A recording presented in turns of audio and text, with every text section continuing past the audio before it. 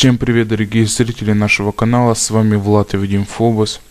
И это первое видео в нашей новой рубрике «Знаешь ли ты?». Знаешь ли ты? Нет, не та рубрика, нет. И в нем мы хотим рассказать историю о Слендере. Кто такой Слендер? Его историю. Начинаем. Согласно вымышленному описанию, тонкий человек выглядит как очень высокий мужчина с неестественно длинными, сгибающимися произвольным образом конечностями и иногда черными, извивающимися щупальцами вокруг тела. У него безволосая белая голова с гладким лицом, без глаз, рта и носа. Тонкий человек носит черный похоронный костюм с белой рубашкой. На фан-артах может встречаться и его измененный образ, отличный от классического, и изображаться он может с иной комплекцией, строением тела, цветом кожи и элементов одежды. Автор легенды о тонком человеке приписал ему свойство преследовать и похищать людей, в первую очередь детей, неожиданно появляясь и исчезая.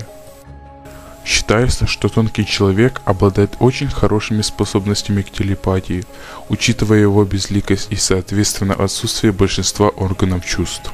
А в веб-сериале Mabel Hornets ему приписывалась возможность стирать, редактировать человеческую память и манипулировать людьми, превращая их в марионеток. Как правило, похищенные им дети за несколько дней до исчезновения начинали видеть кошмары с ним. Также существует мнение, что тонкий человек чувствует, когда о нем говорят или думают, и пытается по возможности найти и забрать этих людей. В играх, созданных по мотивам этой легенды, отмечалось его влияние на электронное фото- или видеоустройство, которые по приближении к тонкому человеку начинали выдавать сильные помехи. Он способен удивлять свое тело, руки, изменять их количество и даже превращать в щупальца. Места его обитания, преимущественно леса, в которых он может очень удобно замаскироваться под дерево и заброшенное здание. Он нападает на одиноких людей, которые после исчезают так, что не находят ни их тел, ни каких-либо следов их пребывания. Правда, Виктор Сёч написал, что нескольких пропавших обнаруживали насаженными на деревья в лесу Стеймон.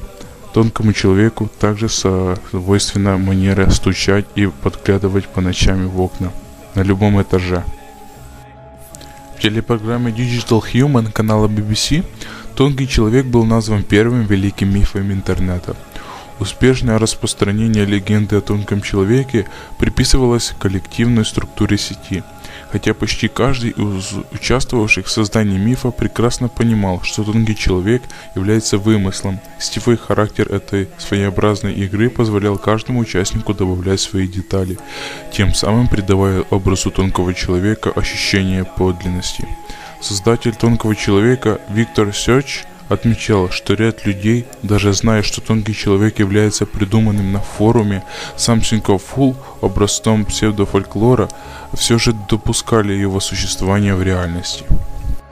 Слендер. О нем ходят легенды. Кто же он такой? Откуда появился? Все, кто когда-либо знал Слендера, уже не расскажут о нем никогда. Главное, ни в коем случае не оборачивайтесь назад.